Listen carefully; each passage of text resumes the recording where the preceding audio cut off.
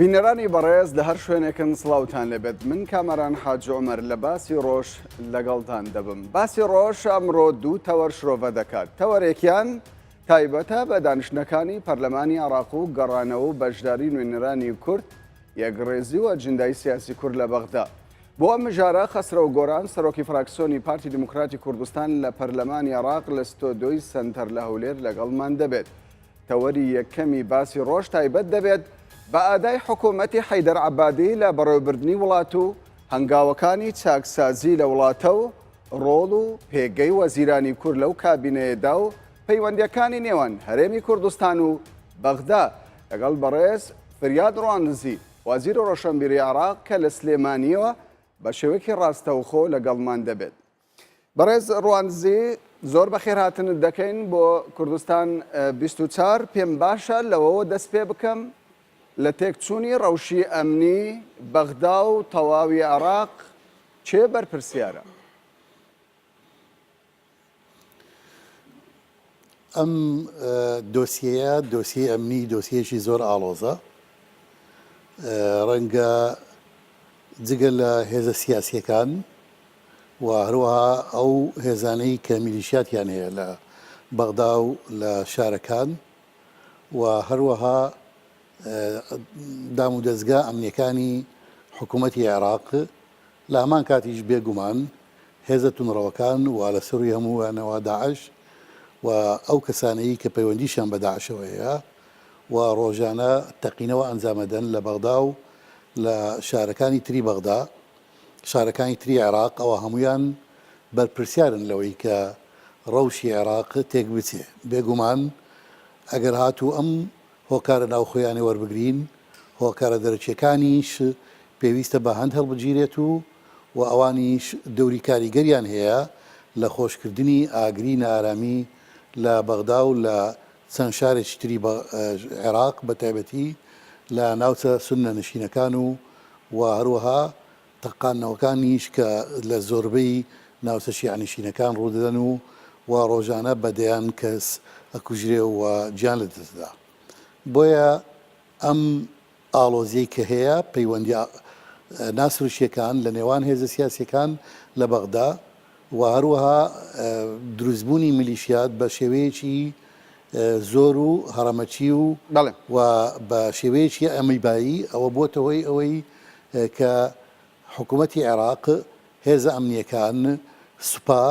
و هەروەها پۆلیس نەتوانێت کۆنتترۆلی وەزئی ئەمنی لە بەغدا و لە زۆربەی شارەکان بکات. بەڕێز ڕوانزی دیارە لە تەواوی ناوچەکە تەنانەت لە جیهاندا ئێستا گروپی تیرۆریستی کار و چالاکی خۆی دەکات و تەقینەوە ئەنجام دەدات. بەڵام ئەگەر تەمەشای عێراق بکرێت لە 2023 تاوەکو ئێستا تەقینەوەکان بەهێزتر دەبن. پێت وانە یعنی حکوومەتی عێراق هەتاکوی ئێستا نەیتوانیوە پلانێکی تۆکمە پەیڕەو بکات؟ بێگومان پلانی تۆکمە پێویستی بە چەند فاکتەرێک هەیە بە چەند بنەما و پرەنسیب و مەبدەیەک هەیە. لە ڕاستیدا تاکو ئێستا حکوومەتی عێراق نەپڕژاوەتە سەر ئەوەی کە بتوانێت ئەو فاکتەر و بنەمایانە مسۆگەر بکات بۆی کە پلانێکی تۆکمە دابڕێژێ و ڕوبەڕووی داعش و هەروەها هێزە تیرۆریستەکانی تر ببێتەوە. لە هەمان کاتا حکوومەتی عێراق لە ڕووی ئیسیغباریەوە ئیمکانیاتی زۆر لاوازە و پشتی بەستووە بە ئیمکانیاتی وڵاتانی هاوپەیمان و هەروە هەندێک لە وڵاتانی دەرودراوسێ کە هاوکاری عێراقەکەن لە ڕووی ئیسیغباریەوە. بۆیە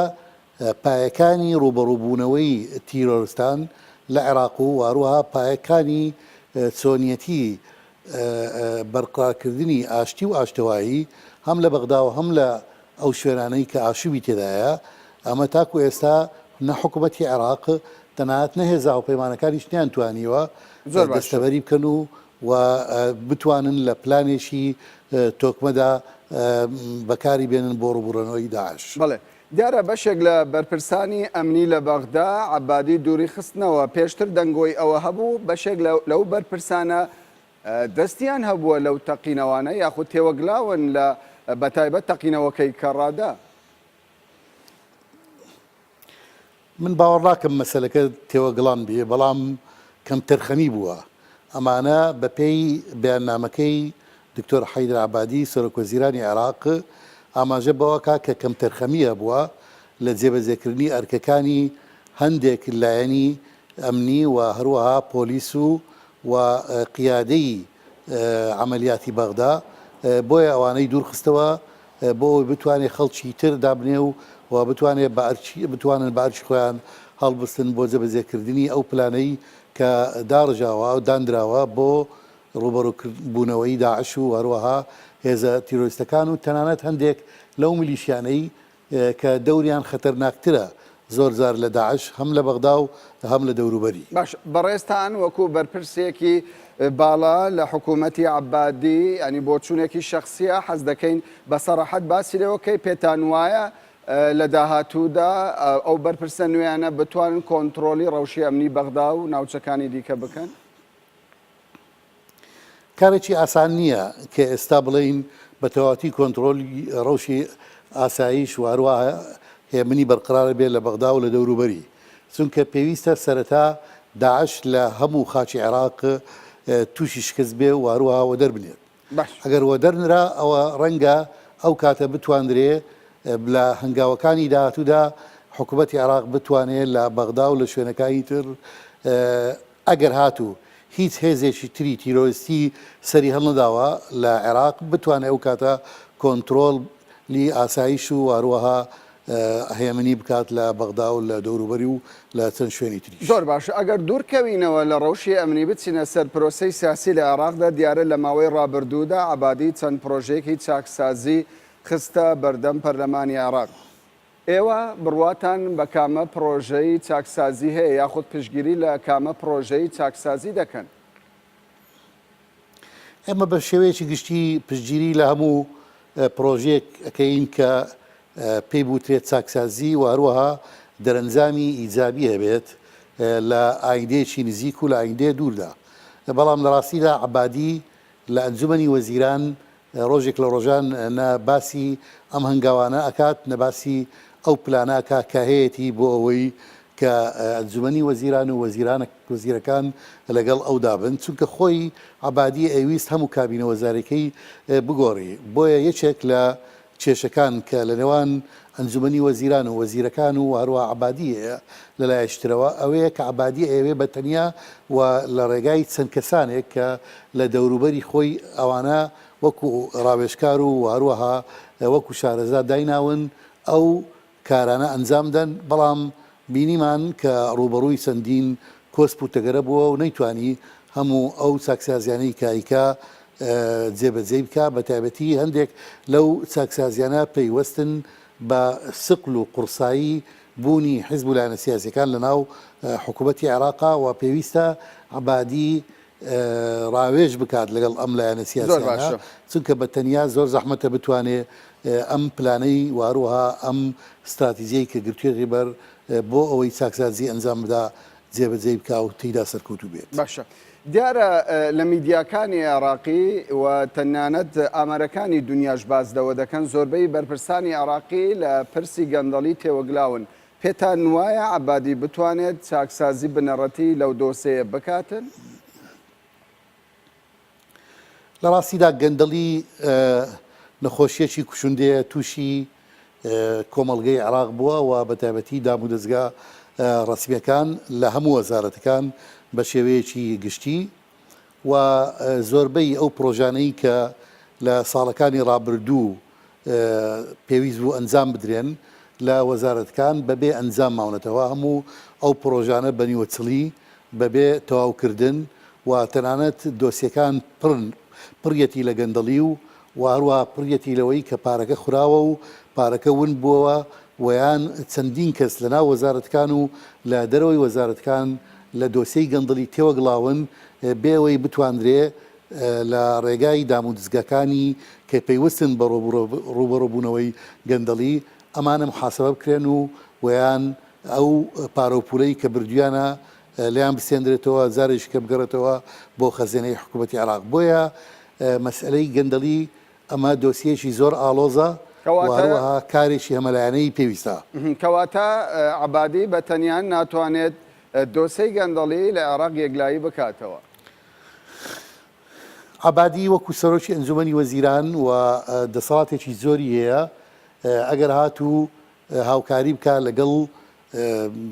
ئەو کەسانەی کە ئەوێ هاوکاریان لەگەڵ بکات من لەو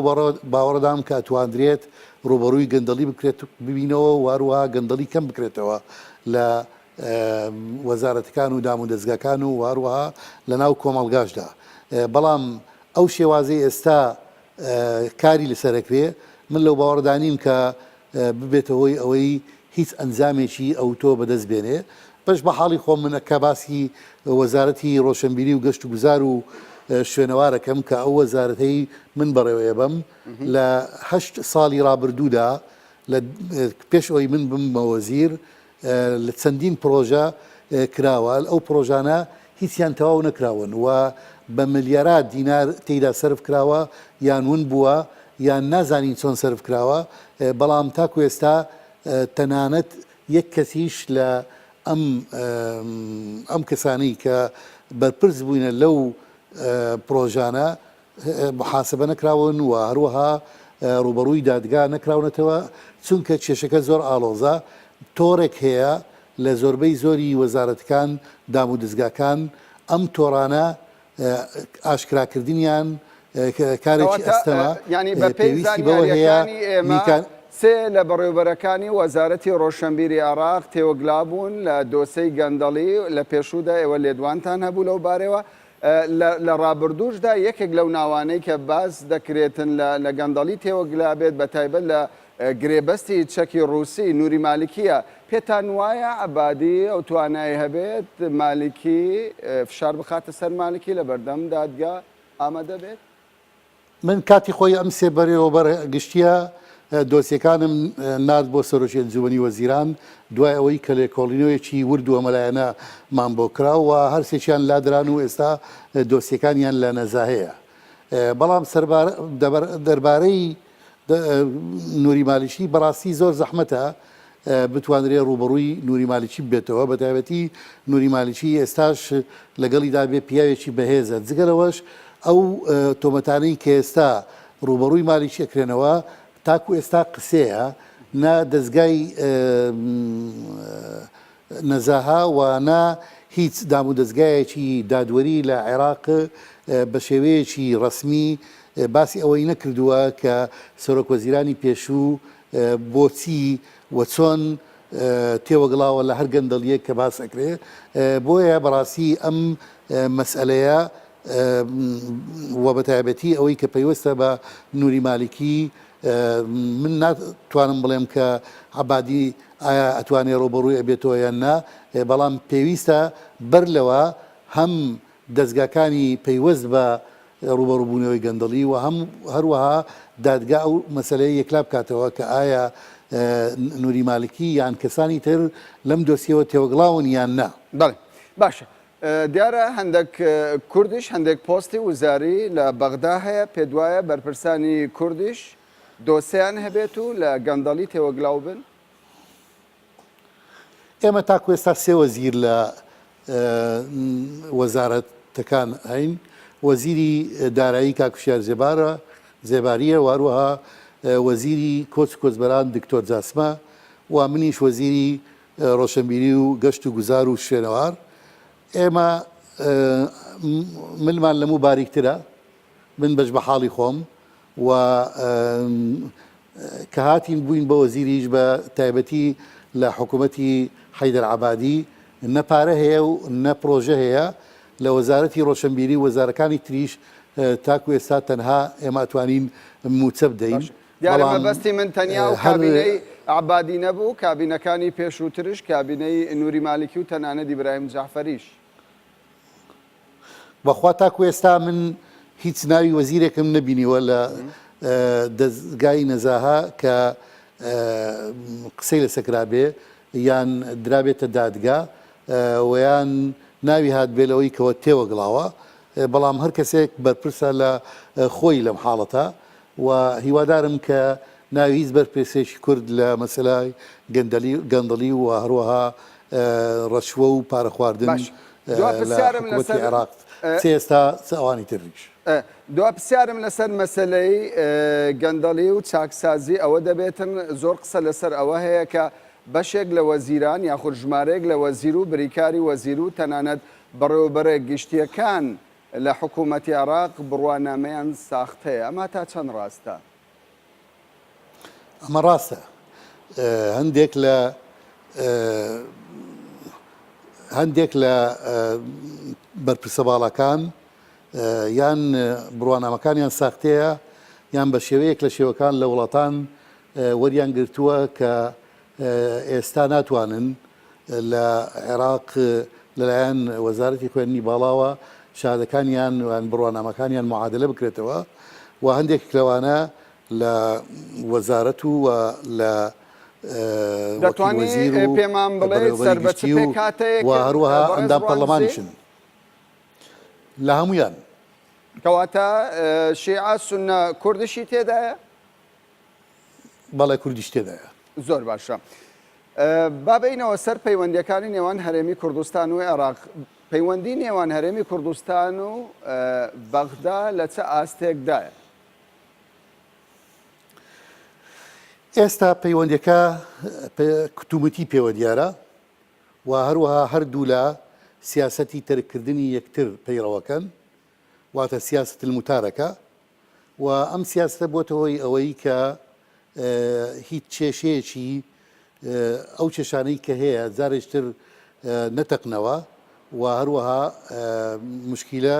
دروست نەکەن لە مابەینی حکوومەتی عێراق و حکوومەتی هەرێمی کوردستان. سەرۆک وەزیرانی عێراق هەر جارێک ئەگەر لە ئەنجومەنی وەزیران هەر وەزیرێک باسی کێشەیە بکات لەگەڵ هەرێمی کوردستان ئێوێ خۆی لەو مەسەلەیە بدزێتەوە یان هەر نەبێ ئەڵێ دەرگای کێشەی ترم بۆ مەکەنەوە و من لەو باوەڕدام کە هەرێمی کوردستانیش بە هەمان شێوە سیاسەتی متارەکە و بەکار بەڕێز ڕوانزی کەواتە ئێوە ناتوانن لەگەڵ بەغدا بە هیچ شێوەیەک بەغدا گوێ بۆ ئێوە ڕان ناگرێت سەبارەت بە کێشە و گرفتەکانی هەرێمی کوردستان؟ تاکو ئێستا کە ئەڵێم سیاسەتی متارەکە ینی مەسە ئەو شتانە جارێ تەرک کراوە باس ناکرێت لەسەر مێزی گفتوگۆ نیە تەنها هەمانجی هەیە و هەروەها پەیوەندیەکان لە بۆچی تەرک کراوە هەو کاتچیە لە ئێستادا باز نەکرێتن لە کاتێکدا لە ڕووی سەربازیەوە ینی سوپای عێراق شان بەشانی پێشمەرگە ئێستا لە بەرەی شەڕدان بەڵام بۆ ئابووری بۆ ڕەوشی سیاسی بۆ بەیەکەوە هەمانگی ناکەن. من لە ڕاستیدا ئەو هەمانجەی کە هەیە ئێستا تەنها لە ڕووی سەربازی لە ڕووی ئەمنیەوە هەیە بە شێوەیەکی چروپڕ ئەویش تەنها لەبەر ئەوە نییە کە پەیوەندیەکان خراپ بێیان باش بێت چونکە دژمنەکە یەکە واروەها داعش لە مووسڵ و لە دەوروبەری کەرکووشیش مەترسی خاتە سەر کوردستان بۆیە لەو بوارە لەم مەجالە حکوومەتی هەرێمی کوردستان لەگەر حکوومەتی بەغدا بە ئاستێکی باش هەمانجیان هەیە و هەروەها ینی دەتەوێت بڵێ ئەوەی ئێستا هەرێمی کوردستان و بەغدا کۆ دەکاتەوە داعشە؟ نەخێر زۆر شتی تریش هەیە یعنی ڕاستە کێشە هەیە کێشەی بودجە هەیە و کێشەی ناوچە دابڕاوەکان هەیە کێشەی شەراکەتی حەقیقی هەیە لە بەغدا و چەندی مەسلەی تر هەیە مەسلەی نەوت هەیە مەسلەی پێشمەرگە هەیە مەسلەی سیاسەتی دەرەوە بەڵێ دۆسیی پێشمەرگە هەیە ئەمانە هەموو هەن بەڵام ئەولەویەت ئێستا بەڕێی من لەم سیاسەتی متارەکە ئەوەیە کە هەرێمی کوردستان و هەروەها بەغدا و بەڕووی داعش ببنەوە چونکە ئەم کێشانە کە هەن لەم بارودۆخە و بەپێی ئەو میزازە سیاسی کە لە هەردوو لادایە ڕەنگە چارەسەرکردنیان و دۆزینەوەی چارەسەرکردن ئاسان نەبێت. ینی ئەمە بۆچی دەگەڕێتەوە ئایا بەغدا نایەوێت لە هەولێر نزیک بێتەوە یاخود بەغدا قەنەعەتی بۆ دروست بووە کە ئیتر هەولێر یاخود هەرێمی کوردستان بیری لە جیابوونەوە کردووە و مەسلەی ڕیفراندۆم نزیکەوە ئیتر کۆتایی پێدێت یاخود پرسی دیکە هەن کاتیە تەکنیکیە یاخود تەکتیکیە؟ من لەو باوەڕدا مەسلەکە مەسلەی ڕفراندۆم و سربەخۆی و جیابوونەوە نییە. ڕاستە هەندێک جار ئاماژە بۆ ئەو شتان ناکرێ و بە پێکەنینەوەش چەند جارێک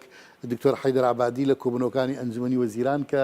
باسی هەندێک مەسەلاکرێ دەڵێ ئەمە هەرێمی کوردستان بۆ خۆی وەکو دەوڵەت و وەکو هەرێمێکی سربەخۆ ڕەفتارەکات بەڵام لە ڕاستیدا کێشەکان کێشەی نەبوونی زەمینێشی هاوبەشە بۆ ئەم دۆسیانەی کە تاکو ئێستا هیچ چارەسەریان بۆ نەدۆزراوەتەوە هەم لە نەوت لە بودجە لە پێشمەرگە باش زەمینەی هاوبەش ئێوە بەڕێستان لە ساڵی 2014 لە 29/8 ئەندامیشاندی دانوستکاری کورد بوون لە بەغدا لە کۆنگرەیەکی ڕۆژنامەوانیدا لەگەڵ هۆشیار زێباری کە لە بەغدا بوون باستان لە جیاوازی نێوان ئێوە و هاوپەیمانی نیشتمانی کردبوو باستان لەوە کرد کە پرسی موچە و مادەی 140 پرسی پێشمەرگە گرفتە بەڵام داواکاریەکانی کورد لەو دانیشتانەدا جێگیر کران پاش جێگیرکردن تاوکو ئێستا ئەو داواکاریانە جێبەجێ نەکراون بۆچی؟ سەبارەت بە بودجە ئەوە ئەگەڕێتەوە سەر ئەو ناکۆچەی کە هەیە لە نێوان هەرێمی کوردستان و بەغدا لەسەر مەسلەی هەناردەکردنی نەوت چونکە نەوت و بودجە پێکەوە بەسراوەتەوە ئەم کێشەیە کە دروست بوو بۆ ئەوەی کەوە بودجە ڕابگیرێت و دەربارەی مادەی 140 مادەی 140 مادەیەکی هەستیارە واروها جێبەجێکردنی لەم بار و دۆخەدا کارێکی ئاسانیە بە تایبەتی کە حکوومەتی عێراق دوورە دەستە لەوەی کە لە ناوچەدابراوەکان هەمووی لەژێر دەسەڵات و کۆنتترۆلی پێشمەرگە و حکوومەتی هەرێمی کوردستاندایە بە شێوەیەکی فعلی و جگە لەوەش بە کارنامەی حکوومەتی عبادی بەڕاستی زۆربەی زۆری جێبەجێ نەکراوە کاتی خۆی لە هەرمانجێ جارێک ئێمە پێداچنەوەمانە کرد بەڵام دوای ئەوەی کە عبادی هەندێک گۆڕانکاری کرد بەلادانی جێگرەکانی سەرۆکی ئەنجومەنی وەزیران و کەمکردنەوەی قەوارەی حکوومەتەکەی و دواتر هەوڵدانی بۆ لادانی ژمارەیەکی لە وەزیرەکان و واروها گۆڕینی ئەولەویەت و ئەو شێوازەی کە ئەوێ بەکاری بێنێ بۆ حکومڕانی و هەروەها بۆ بەڕێوەبردننی حکوومەت و دەوڵەت ئەمانە بوون خۆی ئەوەی کە هەم کارنامەکە پشتگوێ بکرێت و هەم ئەولەویاتەکانیش جێگایان بگۆڕێ و گۆڕچەی پێ بکرێت. کەواتە دەتەوێت بڵێ مانەوەی کورد لە بەغدا وەکو شتێکی ئەخلاقیە شتێکی پرۆتۆکۆلیە؟ نەخێر پێویستە کورد لە بەغدا بمێنێتەوە من بەش بە حاڵی خۆم بوونی کورد لە بەغدا بە زۆر زانم چونکە سەرڕای ئەم کێشانەی کە هەیە بەڵام تاکو ئێستا هەرێمی کوردستان بەشێکە لە عێراق و هەروەها ئێمە پێویستیمان بە بەغدا هەیە بەغداش پێویستی بێگومان بارێمی کوردستان هەیە بەڵام ئێمە پێویستیمان بە بەغدا هەیە لە زۆر بوارەوە من بەش بە حاڵی خۆشم تاکو ئێستا هیچ شتێک نابینم لە ئاسەوەیەکی نزیک کە عێراق پارچ بێت و ببێتە چەند دەوڵەتێک بۆ ئەوەی کە ئێمە هەر لە ئێستا بوونمان وەکو کەواتە پێ دوایە عێراق بە یەک پارچەی ببینێتەوە؟ من بەش بە حاڵی خۆم وات سەوڕەکەم کە عێراق بە یەک پارچەی ئەمێنێتەوە. ئەو قەناعەتە لەسەر چی دروست بووە بەڕێز ڕوان؟ لەسەر ئەساسی ئەوەی کە ئێستا هەم هاوکێشەکان وا خەریکە گۆڕانکاریان بەسەردادێت لە ناوچەکە و تەنانەت لە عێراقیش و جگە لەوەش بەڕاستی تاکو ئێستا تەنها کورد باسی ئەوە ئەکات کە بتوانێت ڕیفراندۆم بکات و هەروەها دەوڵەتی کوردی دابمەزرێ ئەگەر چی تاکو ئێستا نەتوانراوە ئەم ئیجماع کوردیە بخەملێندرێ و چوارچوەیەکی گونجاوی بۆ دابدرێ بەڵام سونە بۆ نمونە تاکو ئێستا لای ئەوان بوونی حکوومەتی چی بە قووەتی مرکزی و وارووە یەک پارچەی خاچی عێراق لایەن گرینگە لای زۆربەی زۆری ڕاستە ئێستاش لە ناو کۆمەڵی سیاسی سنە و لە ناو خەڵکی سنە ئەوە پەیدا بووە کە ئەگەر ئەوانیش جیا ببنەوە لە بەغدا باشترە بەڵام ئەمە ڕێژەیەکی کەمە و ژمارەیەکی کەمە و پێویستی بەوەیە کە عێراقیەکان زارشتر لەگەڵ یەکتر دابنیشتنەوە ئەگەر بیانەوێ خاریتەی ئیداری و سیاسی عێراق دابڕێژنەوە چونکە بەڕاستی تەنها دروستکردنی دەوڵەت لەلایەن کورد یان لەلایەن سوننا یان لەلایەن شیعە دەوڵەتی شیعە بێ دەوڵەتی سوننا بێ دەوڵەتی کوردەوە ئەو پێویستی بە ڕێکەوتن هەیە بە شەڕ و شۆڕ و ناکرێت ئەویشە زۆر باشە. ینی ئەوە قسەی خەڵک زۆر قسە لەسەر ئەوە دەکات لە کاتێک بەغداک ئەگەر ئامادە نەبێت موچەی فەرمانبەران بنێرێت موچەی پێشمەرگە بنێرێت و پێداویستیەکانی هەرێمی کوردستان لە ڕووی داراییەوە نەنێرێت بۆ هەرێمی کوردستان مانەوەی کورد لە بەغدا زیاتر ئەگەر لە خزمەتی ماڵی کورد نەبێت قازانجی بۆ کورد چییە؟ باشە کەس ڕێگای لەوە نەگرتێ کە سەرکردایەتی سیاسی کورد بیر لەوە بکاتەوە کە هەنگاو بنێ بەلەو ئەوەی کە لەگەڵ حکوومەتی بەغدا تەفاوم بکات و هەروەها ڕێگا چارەیەک بدۆزنەوە بۆ یان بۆ چارەسەرکردی کێشەکان و بوونی کورد لە بەغدا بەهێز بێ شەراکەتی ڕاستەقینە بێ یانەوەتە کورد ڕێگای تر بگرێتە بەر ئەویش ڕێگای دروستکردنی دەوڵەتی سربەخۆ و هەروە ڕاگەاندنی دەوڵەتی کوردستانە. ئەمە دوو خیارەیە لە بەردەمی کووردا پێویستە کورد یان یەکەمیان هەڵبژێرێ یان دومیان هەڵبژێرێ کامیانی هەڵبژێرێ پێویستی بەوە هەیە کە لەگەڵ بەغدا بگەێتە گفتوگویەکی شێوەیەک لەسەر چه ئاساسێک لەگەڵ بەغدا ڕێکەوتن بکات هەر لە سەردەمی مالیکی لە هەولێر حکوومەتی مالیکی پێکێنرا لە سەردەمی حەیدەر عەبادی کورد هۆکار بوو بۆ پێکێنان وە کۆمەڵێک ڕێکەوتن هەبوو بەڵام لە هەردوو حالەتدا هەردوو کابینەکانی حکوومەت پابەند نەبوون بە ڕێکەوتنەکان و پاشگەز بوونەوە هەموو داواکاریەکانی کوردیان پشتگوێ خست. من لەگەڵتم کە حکوومەتەکانی یەک لە دوای یەک داواکاریەکانی کوردیان پشتگوێ خستووە بەڵام لە هەمان کاتدا ئەبێ جێ لە لایەنەکەی تریش بگرێت کە ئەویش بەغدایە بەغداش گلەی لە ئێمەمانان هەیە دەڵێ حکوومەتی هەرێمی کوردستان بە شێوەیەک نایەتە پێشەوە بۆ ئەوەی کە بتوانین ئێمە کێشەکانمان چارەسەر بکەین یان لێک تێگەیشتنێکی نوێ دروست بکەین بۆی کە چارەسەری کێشەکان بکەین بۆیە بەڕاستی هاوچێشەکە تەنها ئەوە نییە کە حکوومەتی بەغدا داواکاریەکانی کورد و تەنانەت ئەو کارنامەی کە حکوومەتەکانی لەسەر دروستکراوە پشتگوێ ئەخا بەڵکو ئەوانیش باس لەواکەن کە حکوومەتی هەرێمی کوردستان هەنگاو بەرە و دووربوونەوە ئەنێن لە بەغدا و هەروەها جێ لە بەغدا ڕناگرن. پێویستە ئەم بۆشاییەی کە هەیە لە نێوان بەغدا و حکوومەتی هەرێم چارەسەر بکرێ چارەسەرەکە بەوە ئەبێ یان ببێتە هۆی ئەوەی کە کێشەکان چارەسەر بگرێ بەڕاستی قینە یان ئەو کاتە بیر لەوە بکەینەوە ڕێگای گفتوگۆ بگرینە بەر دانوستان بگرینە بەر بۆ ئەوەی کە وەکو ئێستا میزاجی خەڵک لە کوردستان تەهیە کراوە یان باس لە زیابوونەوە ئەکرێ بۆ دروستکردنی دەوڵەتی کوردی کاریش بۆ ئەوە بکەین بەڵام ئێمە نەکار بۆ ئەوەکەین نەکاریش بۆ ئەوەکەین یان ئەگەر بمانەوێ کاریش بکەین لە ناو خۆشمان تا کوێستانەکە نەوانتوانیوە تێڕوانینێشی هاوبەشی پتەوی تۆکمەمان هەبێ بۆ ئەوەی کە لە بەغدا بگەین بەغدا ئێستا باشە زانێ کە کۆمەڵی سیاسی سیاسی لە هەرێمی کوردستان پارچە پارچە و بەڕێز ڕوانزی لە گفتوگۆکانمان بەردەوام دەبین ناچارم پێت ببڕم ئێستا دەچینە ناوبڕێک و دواتریش درێژە بە گفتوگۆکانمان دەدەین.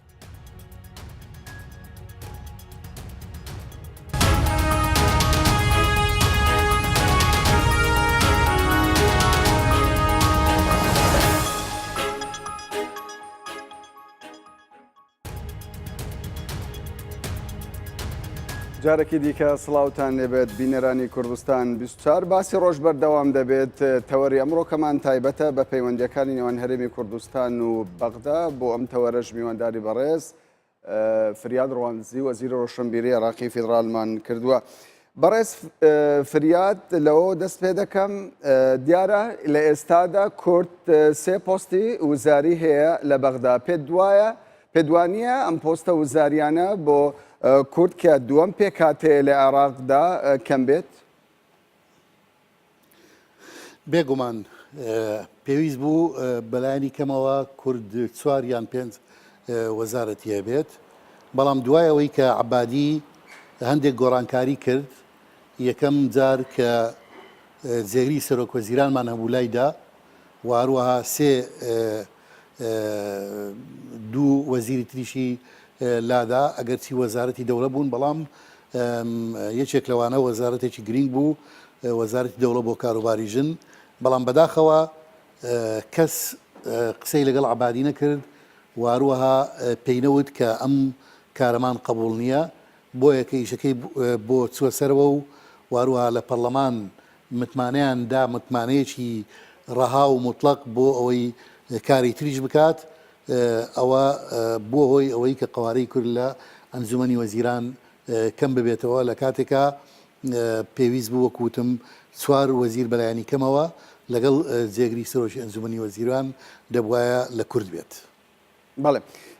بەڕێز ڕواندزی وەکو دەبیندرێتن ینی حکوومەتی عێراق ئێستا بە شێوەک لە شێوەکان بە قەیرانی زۆردا تێپەڕدەبێت ئەگەر لە ڕووی سیاسیەوە تەمەشا بکەی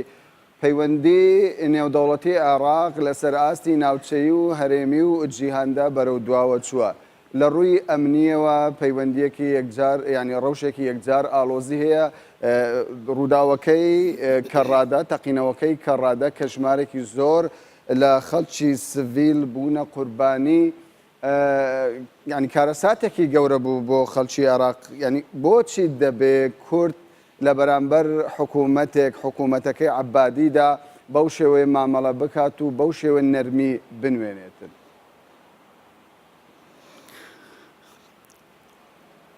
پێچێ کوردیش ئەولەویەتەکەی ئەوە بێت کە پێکەوە لەگەڵ عەبادی بە تایبەتی عەبادی لەگەڵ ئەوەیدا کە لەگەڵ ئەوەی کە لە هەندێک وڵاتانی کەندا و کێشەی هەیە و لەگەڵ تورکیاش کێشەی هەیە بەڵام لە کۆمەلگای ڕۆژئاوا لە ئەمریکا لە کەنەدا لە ئەوروپای غەربی تەنانەت لە ئەوروپای شەرقیشەوە پشتگیریەکی زۆر بەهێزی هەیە پشتگیریەکە تەنها لەبەر ئەوە نییە کە عەبادی سەرۆک ئەنجومەنی وەزیرانێکی باشە یان حکوومەتی عێراق حکوومەتێکی بەهێزە یان بەهێز نییە بەڕاستی خاڵی گرنگ بۆ ئەوەی کە هەموو لایەک پشتگیری لە حکوومەتی عێراق و لە حەیدەر عەبادی بکە مەسئلەی ڕوبەڕووبوونەوەیە لەگەڵ داعش مەسئلەی ڕوبەڕووبوونەوە لەگەڵ داعش هەموو شتەکانی تری دوا خستووە بۆیە کە ئێستا پشتگیری لە حەیدەر عەبادی ئەکرێ بە تایبەتی لە ئەمریکا کە ئێستا ئیدارەی ئەمریکا بەڕوو لێرەدا مەترسی ئەوە نییە دوای شەڕی داعش حکوومەتی عێراق کە تاوکو ئێستا دانی بە مافەکانی کورد نەناوە ئەم جارە لە ڕێگای حەشدی شعبی و ڕێگای جیاوازەوە ینی مەترسێک دروست بکات بۆ سەر هەرێمی کوردستان من لەو باوەڕدا مەگەرات و داعشنەوە پێشەوەی کە مەترسی لەسەر هەرێمی کوردستان دروست بکات مەترسی لەسەر خۆیان دروست دەکرێت یان دروستە بێت لەبەر ئەوەی ئەم میلیشیاتانەی کە دروست بووە بە سەدان گروپی میلیشیات دروست بووە هەمووشی چەکدارە و هەریەکی مەرامی خۆشی هەیە و هەر چەند گرۆپێکیش لەلایەن باشە بەڕێز فریاد ینی ناچارم لێرە ڕاد بگرم ئەگەر ماڵی شیعە لە ئێستادا دووبەرەچی هەبێت ماڵی سونە دووبەرەچی هەبێت وەکو دەزانرێتن ئێستا بە قسەی هەموو چاودێران حکمڕانیەکی مەدەنی نییە لە عێراق بۆچی کوردەبی ببینێتەوە لە چوارچێوەی دەوڵەتێک کە حکمڕانی مەدەنی تێدا نابینرێت من نەموتوە بمێنێتەوە من ئێستانەکە ئەگەر دەوڵەتی بەڵام تۆ دەڵێ بەڕێز ڕوانزی بەڵام بەڕێستان ئاماژە بەوە دەکەن کە عێراق بە یەکگرتووی دەمینێتەوە تا ماوەیەکی دیکە وەکو دەبیندرێت ئێستا بەغدا لە ڕووی سیاسیەوە لە ڕەوشێکی تایبەتدا تەنانەت ئەگەری ئەوە هەیە سبە و دووزبەی پێکدادان دروست بێت لە نێوان باڵەکانی شیعەدا پێکدادانیش دروست بێ تاکو ئێستا هۆکارەکانی لێکترازانی بەشەکانی عێراق من نایبینم من لە ساڵی 2023 لە بەغدام و کارەکەم لە بەغدا ئەوە بۆ چوری خۆمە ڕەنگە من هەڵەش بم من هیوادارم کە بەڵام ئەو هەڵقوتانە سەر پەرلەمانی عێراق کە بەهۆیەوە خەڵک بریندار بوو تەنانەت لە هەندێک خۆ پێشاندانیشدا خەڵک کوژرا ئەمە بەریەککەوتن نییە؟ بەریەکەوتنیش بێ ئەمە بەمانایوانیە کە ئەگەر هات و گروپێکی سیاسی هەڵی کوتایە سەر پەرلەمان ئەو ئەم بەمانایەوەی حکوومەتی عێراقیان دەوڵەتی عێراق لێک هەڵوەشێتەوە ڕەنگە حکوومەت لێک هەڵوەشێتەوە بەڵام دەوڵەتی عێراق بە سەرکوتانە سەر پەرلەمان لێک هەڵناوەشێتەوە واروها پارچە نابی پارچەبوونی عێراق پێویستی بە پرۆسسێکی دوور و درێژ و نەفەس درێژ و هەروەها لێک تێگەیشتنی هەمەلایەنە هەیە لە لێنەوان کورد و عەرەب لەلایەک و هەروەها لەلایەن شیعە و سوننە و کەواتە دەتەوێت بڵێ لە ئێستادا لە هەرێمی کوردستان پرسی هەرە گەرم پرسی ڕیفراندۆم و سربەخۆیە ینی ئەو سیاسەتەی لە هەرێم پەیڕەو دەکرێت سیاسەتێکی تەندروست نەبێت باش خوێندنەوەی بۆ نەکرابێت بۆ ڕەوشی عێراق بە شێوەکی گشتی؟ نا من ئەمە تەنها پرۆژەیەکە کە ئێستا لە هەرێمی کوردستان تەڕح کراوە و لەو باوەڕدام کە هیچ کەس دوودڵی نییە لەگەڵ پرۆژەی ڕیفراندۆم و واروها هەوڵدان بۆ دروستکردنی دەوڵەتی کوردی بەڵام ئەم پرۆژەیە پێویستی بەوە هەیە نەک هەر تەنها لە هەرێمی کوردستان ئێمە دەنجی بۆ بدەین و ئیتیفاقی لەسەر بکەین بەڵکو پێویستی بەوە هەیە پشتگیری بەدەستبێنین هەم لە دەرەوە و هەم قەناعەتیش بەلایەنی شیعە و سوننە بکەین بۆ ئەوەی کە ئەوان قبوڵیان بێت ینی لە ئێستادا حکوومەتی عێراق وەکو دەبینرێت بەهێزترین حکوومەتە لە زۆربەی ڕووەکانەوە ئەگەر کورد لە ئێستادا داوای مافی خۆی نەکات داوای سربەخۆبوون نەکات سبەی ڕۆژ کە بەهێز بوو سوپایەکی بەهێزی هەبوو پێ دوایە ئاسایی دەبێت ئەو کات کورد داوای سربەخۆیی بکات؟ بزانە مەرجە دەوڵەتی کوردی لەوە دروست ببێ کە بەرامبەرەکەت لاواز بێ ئەم بۆچوونێکی هەڵەیە چونکە کەواتە دەوڵەتی کوردی ئەو کاتە لەسەر پایی لاوازی لایەنەکەی تر دروستە بێت لە کاتێکە ئەگەر هاتوو ئێمە دەوڵەتی کوردی لەسەر ئەساسی تێگەیشتنی لایەنەکەی تر دروست بەڵام پێدوانگرفتی هەرە گەورەیە لە بەنسبەت هەرێمی کوردستان یەکەم جار بەغدایە ئەگەر بەغدا ئۆکەی بدات بە هەرێمی کوردستان ئەوانی تر ئاسان دەبن؟ ناوەڵا گرفتەکە خۆمانین پارچە پارچەیی و لە تی خۆمانین کە تاکو ئێستانەمان توانیوە فۆرمۆڵەیەکی پتەوی دیار کرا و بەهێز بە دیار بخەین بۆ چۆنیەتی دروستکردنی دەوڵەت و هەروەها بۆ چۆنیەتی ئەنجامدانی ڕفراندۆم خۆتەزانی تاکو ئێستا لە ناو کۆمەڵی سیاسی کوردیدا پەرتەوازایی هەیە بۆ چوونی جیاواز هەیە کە ئەوە جێگای داخە پێویستە لەم مەسەلە ستراتیزیانە بیر لەوە بکرێتەوە کە چۆن مەسەلەکان کۆ بکرێتەوە بیربۆچوونەکان کۆ بکرێتەوە و لە ئەم بیربۆچنە جیاوازانە بیربۆچوونێکی زۆر جار دەگوترێت بەشی ستراتیژی دروست بکرێت. بەڵێ زۆر جار دەگوترێت کورد لە حاڵەتی نەئاساییدا یەک دەگرن و یەکڕێزی ناوماڵی خۆیان دەپارێزن هەر لە بەرامبەر داعش وەکو بینیمان بەو شێوەیە بوو بەڵام دەپرسم بەڕێز فریاد ڕەواندزی پێی وایە ڕۆژێک لە ڕۆژان بەغدا لە ڕێگەی ئاشتیەوە بڵێتە هەرێمی کوردستان بە شێوەیەکی ئازادانە بڵێتن ئاسایی هەرێمی کوردستان سربەخۆ بێت؟ تۆ بێکاری بۆ بکەی یعنی ناکرێ چاوەڕوانیەوە بکەین بەغدا بخۆی بڵێ لەسەر سینیەشی زەرینە بڵێ وەڵاوەرە بڕۆ دەوڵەتی کوردستان دروست بکات تۆ بێکاری بۆ بکەی واروها پێویستە میزازەکەشیان بگۆڕی چونکە تاکو ئێستا زۆربەی زۆری سیاسیەکانی بەغدا عەرەب و هەروەها لایەنەکانی تر کە باس لە هەندێکیان کە باس لەواکەن دەڵێن با کوردیش ببێتە دەوڵەت لەبەر ئەوە ناکە لەبەر خاتی چاوی ڕەشی کورد لەبەر ئەوە کە ئێستا کورد بەهێزە و هەروەها ئەوان دەسەڵاتیان بەسەر کووردا ناشێت لەبەرەوە باسەکەن بەڵام ئەم حاڵەتە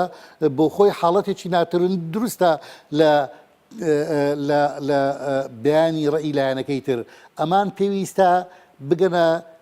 تێگەیشتنیەک بەڕێکەوتنێک ئەم مەسئلە یەکلا بکرێتەوە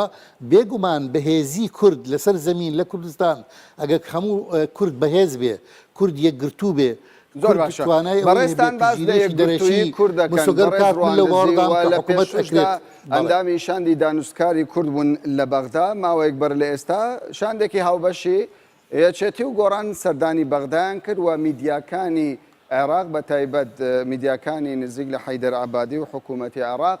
زۆر بە گەرمی پێشوازیان لەم سەردانە کرد پێ دوایە ئەم جۆرە سەردانانە یعنی حزبێک دوو حزب بەیەکەوە سەردانی بەغدا بکەن لە قازانجی ماڵی کورد بێت؟ هەر کەسێک کە سەردانی بەغدا بکات ئەوان لایەنەکانی بەغدا بە گەرمی پێشوازیان لێکەن. هەموو ئەوانەی کە دێنە بەغدا ئەچنە هەموو لایەنەکان واروها ئێمەمانان کە ماوەیەکی زۆرە لە بەغداین سەردانی زۆر لایەنەکانەکەین. بەڵام کورد لە بەغدا هیچ هێزێکی کوردی لە بەغدا بە تەنیا ناتوانێت هیچ شتێک بەدەست بێنێ. ئەمە خەیاڵە، پێویستە هەم یەکێتی، هەم گۆڕان، هەم پارتی، هەم لایەنەکانی تر ئەوە بزانن کە ئەگەر بمانەوێت شتێک بەدەستبێنین تەنها بە یەکگرتووی و بە یەک بڕیار و واروها بە یەک پلان و بە یەک استراتیژی دەتوانین شت بەدەستبێنین. یەکێتی و گۆڕان بە تەنیا ناتوانن هاوکێشەکانی پەیوەندیەکانی نێوان هەرێم و هەروها بەغدا بگۆڕن و پارتی بە تەنیا ناتوانێت هاوکێشەکانی نێوان بەغدا و هەرێم بگۆڕێت. پێویستە ئەمانە چەترێکیان هەبێ هێزە لە هێزە و لایەنە سیاسیەکان. بەڵام بەڕێز فریادڕەوانی جەنابتان لە بەغدان ئێستا زۆر جار لە میدیاکان ئەوە دەوروژێندرێتن کە بەغدا پلانێکی هەیە بە تەنیا ئیدارەی سلێمانی بودجەی ئیدارەی سلێمانی دابین بکاتن. من جارێک بە شێوەیەکی گشتی پارێزگای سلێمانی نەخێر ئەمە قەت ناکرێ و بە هیچ شێوەیەکیش ئەمەیان حکوومەتی عێراق جێبەجێی ناکە و ڕەنگە هەندێک جار ئەگەر باز بکرێ خەڵکانێک بچن لە بەغدا خەڵک ببێنن موجامەلە بکەرێت و من پێم خۆشە تەنها ئەگەر مەجالێکم لێت دقا بگەڕێمەوە دواوە لە کاتی پێش دروستکردنی حکوومەتی عەبادی ئێمە لە وەفدی دانوستان کار بووین. هەم لایەنەکان بە تەنیاش خەڵکمانە بینی و هەم وەفدەکانیش پێکەوە وەفدی هەرێمی کوردستان لایەنەکانمانە بینی. هەموو هەوڵەکان بۆ ئەوە بوو کە حکوومەتی ئەغلەبیە دروست بکرێ، یەکێتی بە تەنیا بچێ یان پارتی بە تەنیا بچێ یان من بۆ خۆم چەند جارێک بە وجودی هەندێک لە هەواڵانی تریش بە نووری مالیشم کردووە گوتووە واز لەم سیاستە بێنێت چونکە کورد بە تەنیا نایەت حکوومەتێک دروست بکە بۆ ئەوەی ئەغلەبیە پێک بێنێت لەگەڵ تۆ یان لەگەڵ لایەنێشتر. ئەم مەسئلەیە بۆ کورد لە بەغدا خەتەرترین شتە و بودجە ناردنیش بۆ سلەیمانی خەیاڵە. ئەمە نابێت بیر لەوە بکرێتەوە کە تەنها بودجە بۆ سلەیمانی دێت چونکە حکوومەتی عێراق ناینێرێ سلەیمانی بەشێکە لە هەرێمی کوردستان. ئەوان ئەگەر هاتوو